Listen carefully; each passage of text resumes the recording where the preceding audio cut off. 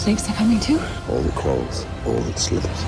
I have had it with these mother snakes on this mother boat!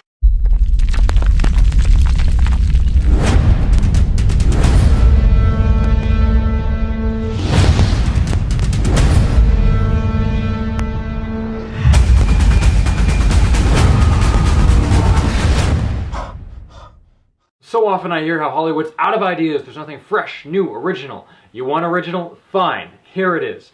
Meet Noah, a retelling of one of mankind's earliest epics, and the freshest, most original blockbuster this year yet. Except this isn't a biblical epic, this is a character study. And while it does take on some water, ultimately, miraculously, it stays afloat.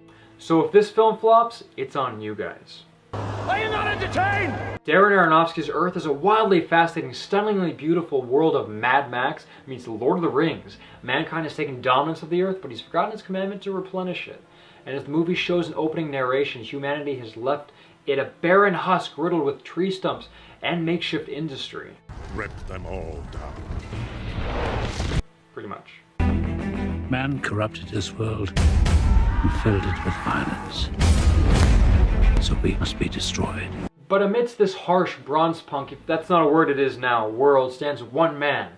Russell Crowe, in his best performance in years, is the last just man on Earth, Noah. But Darren Aronofsky wants us to question if that necessarily makes him a good man. After seeing his father killed in front of him, Noah commits to meting out justice, protecting the innocent, preserving the Levitical way. But he's also obsessed, eccentric, and he may just be a tad bit insane. Basically, he's the proto-Batman. What's so brilliant about this character study is that here's a protagonist so determined to build a gigantic wooden coffin, tell everyone the end is nigh, he's saving the animals, and they can just shove off the planet. I won't kill you, but I don't have to save you. But the movie embraces the inherent air of lunacy that such a proclamation carries. Here's a man so devoted and passionate to a cause that he teeters between classic hero and lunatic, protector of the downtrodden, and genocidal maniac. You either die a hero, or you live long enough to see yourself become the villain. Aronofsky runs wild with the duality of Noah, themes of existentialism bleed into the imagery, and even the metal meets ethereal score. It all serves as an indictment for humanity's sins for centuries of irresponsibility for the earth and belligerence towards our fellow man. This is most apparent in Ray Winston's antagonist, who earns sympathy for simply wanting to save his people, but serves as both a foil and a disturbing example of what Noah could so easily become with one wrong step. Unfortunately, this is where the film is the weakest. While Winston's character is not without benefit, it feels ancillary, never more than a subplot. Honestly, the film hits its climax an hour and a half in, when the floodgates literally open and all heaven breaks loose. And with 45 minutes left to go, Aronofsky struggles to match the fantastical, mesmerizing intensity of the first two-thirds. But I'd be remiss if I didn't mention the best part of this film, the Watchers.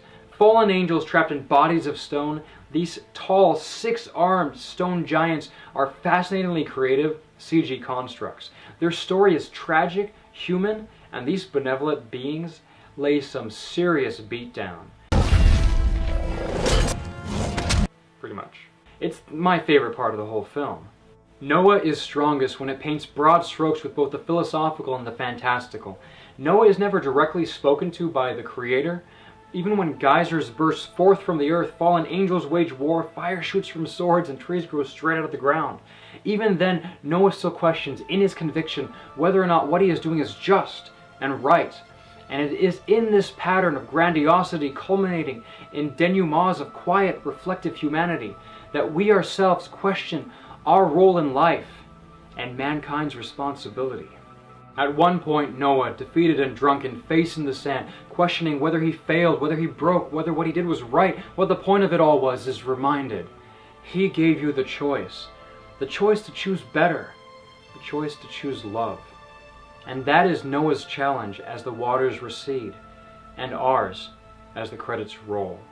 Darren Aronofsky's Noah is a flawed epic, and is jabber worthy of your time. I give it a 7 out of 10.